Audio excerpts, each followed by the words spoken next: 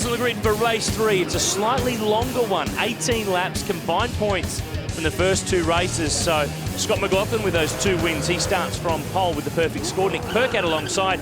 Ash Walsh 3rd, and you might be wondering, hang on a minute, how come Mostert's 4th? Well, combined points, he had a good race 1, not so good race 2, but race 2's worth minimal points, hence why he starts 2nd row. Scott Pine Knight needs to pick his game up in this one. He got involved in a bit of drama in race 2. He did, and just lost his nerve a little bit there, lost his consistency, and I think you might have got a stern talking to from Roland last night. Roland Dane, that is, Triple 8 team principal. Elliot Barber starting 12th, that's a good job. Paul Morris missed race 2 with a hub drama. He starts from pit lane for this final race of the weekend. 24 cars set to rumble. Can Percat break McLaughlin's streak? He's done a good start. The Coates Iron Commodore is often cranky towards turn 1. Walsh has made a good jump. He's in 3rd. Percat, though, sweeps across. Takes the line. Yulden 4th. Mostert 5th. He's out wide this time, but there's no one to touch him into the fence. Absolutely. Let's see if we can have the field get through here. Hopefully. Oh, as I say it. Russell, Yulden, Pye, Jones, Barber, kiss. Doesn't really kiss, just crashes. Oh, what a shame for Elliot Barber too. What a great race 2 that he had. And there goes Paul Morris, the Barocca Commodore. Started from pit lane. He's passed 5 of them without trying. Well, that's what happens in these races, you know. You can get caught up in the first few laps, and when you're mid-pack there, that's the danger of this. You know, you can get caught up in someone else's accident, and that's what's happened there. You see 5 cars nose to tail and out of the race, or out of the running. Tim Blanchard, J-Leg Ford from Matthew White's team in 5th place. That team have confirmed that they will purchase the Mark Winterbottom and Will Davison current FPR cars for the 2013 Dunlop Series. But it's Percat, McLaughlin, Walsh, Mostert, Blanchard. Then here is Mediki, then Wood. Jeff Emery's had a very good weekend in the R&J Batteries Commodore from Greg Murphy Racing. Replay the start. Let's see who got into who here. Russell into Yulden, into... Oh, I give up. Yeah. Into Bang, Jones, bang. into Barber, into Kiss. Andy Kiss had nowhere to go. This might tell some more from George Mediki. He's innocent. He didn't touch anyone. He went to the outside. Yeah, Scott Pye there got caught up. He was on the very, very inside. You can see him there. Bang, bang. Andrew Jones gets it in the front, gets one from behind. The Kitten Commodore looking very second-hand, but back to the front. Percat leading the way. And we talked about making such a big deal about him winning that race at Barbagallo because it was a big deal. He hadn't won a race up to that point. Now he's got a point to prove. Ash Walsh was in pretty deep there. He was. Just managed to pull it up, driving. Mostert is looking menacing here. Yep. He's got the headlights on. The car is obviously hooked up. And Ash Walsh, if you can just string this together, this is the replay at turn 11. That was tight. Scott McLaughlin's old car coming back to haunt him. It's a Stone Brothers built Ford. It's run by Matt Stone, who is Jimmy Stone's son, has gone out on his own in the last 18 months and running his own Dunlop Series team. Dale Wood here under pressure from Drew Russell. There he is in that Novocastrian Motorsport Ford. They run 3 cars, this team, and they've got a lot of local businesses from here in Townsville on board, and he's putting in a great job. He came into the weekend just outside the top 10. If he keeps going like this, he'll be top 10 in the series leaving this weekend. That'll be a fantastic effort, you know, especially from a privateer with, you know, not the, I guess, the resources that the guys up the front have got. Here we are in car with Rodney Jane. You know, they've done a great job, the Sonic guys, to get the car back out after that massive damage that he had in race 2. Replay here. That's Michael Hector in the 3rd of the Novocastrian Motorsport Fords going around and going around and going around. He's the first timer this year in V8 Supercars, and the art of the flick turn is something he's still learning. Yes, well, if he keeps doing that... Oh, hang on a minute. And around. If he keeps doing that, he'll get good at it. Yeah. Needs to do a bit of work. Now, here we go. The top 4 are really starting to bunch up now. Percat's got a tiny break over McLaughlin. And I've already got the calculator out, Steve, and even if Percat wins this race, McLaughlin will still win the weekend by virtue of those first 2 race wins that he's already scored. Yeah, absolutely. Well, but McLaughlin is very hungry, though. He wants a clean sweep this weekend. I spoke to him just before race 3, and he's stoked with how the car's running this weekend, and, you know, he'd love to leave here with 3 wins and just extend his championship lead just a little bit more. We'll see him in action in the Techno Autosport team at Sandown and Bathurst. He'll co-drive with Jonathan Webb. Did some running in that car here at Townsville this weekend, and Bruce Jenkins, team manager, very happy with the young gun, who's actually working at Pace Innovations now. That's the company in Queensland that are putting together the car of the future chassis for a lot of the V8 supercar teams for next year. So there's the possibility that he could be building your new car. I was going to say, he could have, he could be welding and my new car together. So better go and keep an eye on that. I better go and buy him a Jim B. Nick Percat leading the way, just starting to stretch that margin. The Coates High Commodore run by Walkinshaw Racing. There's Tim Blanchard in 5th spot. J-Leg Ford has really underperformed this year. That's an ex-FPR FG. He's been shown up this weekend by Luke Hewlin. He's just struggling for pace. Yeah, he's been struggling now. He's been struggling obviously all weekend, but just hasn't quite got that pace that we've seen him have in the last couple of years, you know. Back in car with Rodney Jane. Blanchard, of course, a former round winner here in Townsville from his time with the Sonic team. Here's Daniel Gillison, Marcus Sukanovic in the ABC Towing Commodore, a local company, on board with his team this weekend. Scott Pye was on the recovery trail here, but Mostert's putting the pressure on Ash Walsh, and this is where the newer model FG Falcon is a bit stronger for a bit longer, and Walsh is sideways. Rear tyres, not happy. No, you know, we saw the rear tyres going away a little bit on Ash's car. And he's gone now. He's in the fence. Too deep. Oh, and broken rear window. That's major damage, and that's a podium gone. See, that's the sort of silly things that you don't need to do. I mean, he's in 3rd spot. To give up 3rd spot for a 4th spot finish for the race is so much better than doing what he's just done here. Just lost the rear. Now, if you can remember back, Ash Walsh, when he was under heavy pressure, he made a mistake in race 2 as well and went wide at the last corner. So it looks like to me that Ash needs to work on concentrating on his driving, especially when he's around other people putting pressure on him and not making any mistakes. Marcus Sukanovic making some moves towards the front. Out in front, though, Nick Percat still leads the way. More race 3, just a moment.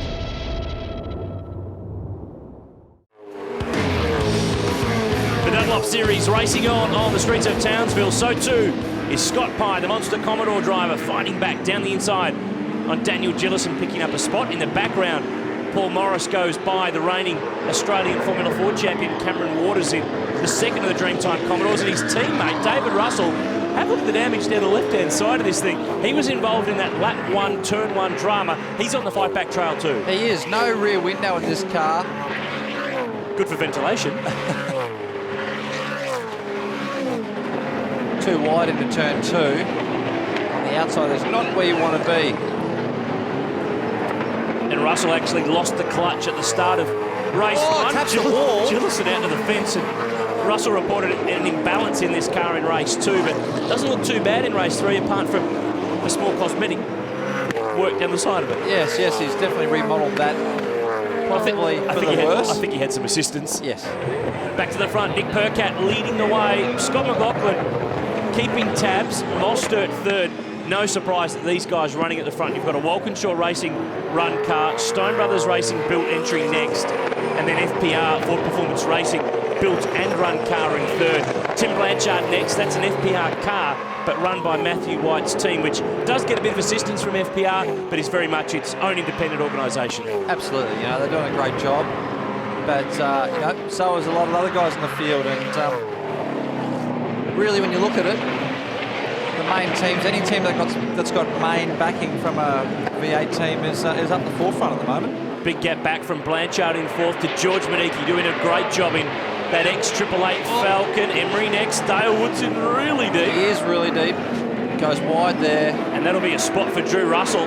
There he goes, sneaks on through in that ex-Brad Jones Racing Ford. And the Russell boys, Drew and Aaron, have done a bit of testing recently. They had a drive of Scott McLaughlin's Fujitsu Ford at Queensland Raceway. They did a bit of running with Brad Jones Racing at Winton as well. They're looking at their options to upgrade equipment for 2013. They're in the older BF models. They'll be ineligible next year, so they need to go FG, or heaven forbid, they might swap to the General. Well, let's keep our fingers crossed that they don't. Spoken like a true Ford man. Dale Wood, will see him in action with Tony D'Alberto in the Highflex Ford later on in the year. Aaron McGill looks like, by the way that's quiet, I reckon there's an engine gone in that car, and he's down the escape road at turn 1. Just be aware there will be oil on the track down in front of you on the right-hand side. There'll be oil. Just watch out for oil on the front straight. He's had a car, had an engine let go. So all the drivers being warned of a surprise for them down here from where Aaron McGill's car is, seemed to have let go. Cytec Ford here. George Medicki, the former V8 Utes Rookie of the Year, spent some time in the US racing late models with Marcus Ambrose, and he's done a really good job. He's driving the older model car, but for the Sonic team, who just have this history of cultivating and developing and advancing good young drivers. They do, and not only in this category, but within the Formula Ford confines too. You know, Sonic Motorsport's run I think three cars actually in that series, and although probably wouldn't want me to talk about that this weekend, they've had a bit of damage, so. Chaz Mostert here in third spot now. Just closing that gap a bit to Scotty, isn't he? I think Chaz, looking at it, has kept his good tyres for the last race. He's on a charge. Still plenty of laps to go. We're only half distance. And McLaughlin needs to use what you talked about earlier on in the show. Needs to use the brain, because even if Mostert gets by here, he still wins the round, doing the numbers. So he doesn't have to fight to the absolute end, because you've got to think bigger picture. Absolutely. It's a long year. You know, speaking of McLaughlin, he said at the start of the telecast, you know, we'll see where we are in December. Nathan Leach, engineer for Scott McLaughlin on the right, Mikey Flynn from SBR on the left. Their man's under just a little bit of pressure at the moment. Mostert looks pretty strong.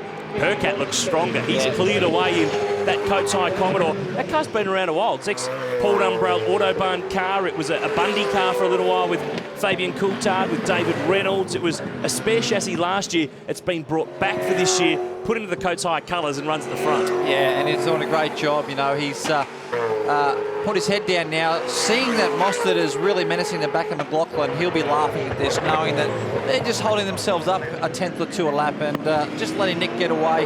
He'll be able to get away, manage his tyres, manage the rest of the race, and you know, hopefully keep that Coates High Commodore back out in front.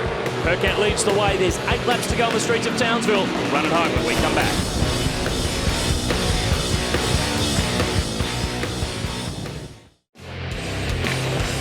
The checkered flag is not too far away. Race 3, round 3, the Dunlop Series for V8 Supercars. That's the way, mate. Nice and tidy. Keep it up. 4 laps to go. Here on the streets of Townsville, this is where the race is. Scott McLaughlin second, championship leader. Chaz Mostert third in the race, second in the points. I was going to say that they're chasing Nick Percat, but they're really not, because he's stretched the margin to 5 seconds. He's smashing it. That's a big margin, and I think these two guys are just about worn their headlight bulbs out this weekend. I think they've been on every race. Oh, big lock up from McLaughlin. He'll wear the left front tyre out if he's not careful. Now, that's going to give him a bad run into turn 8. Mostert is right up there behind him now and really wants to get past. You know, he knows that McLaughlin has pulled some points on him this weekend, and he is his, I guess, biggest challenger in the championship to date. So he'll be desperate to get past Scotty and just pull back a couple of those championship points that he's lost in the first 2 races. Notice too a slightly revised livery on the Fujitsu Ford for this weekend. That left front tyre is going to be revised if he keeps doing that. But they've added the backing of Mahindra, which is an Indian truck company that's on the front bar of that car, to add to the corporate support for Scott McLaughlin in this chase for the championship. Chaz Mostert, he's had a change since the last round too. He's actually in a different car. This is the David Reynolds Botolo car that David's been driving in the first half of the year. There's a whack up the backside. They swapped cars for David to take Chaz's DVS car for Phillip Island, and David liked it so much he hasn't given it back. Well, isn't that always the way, you know?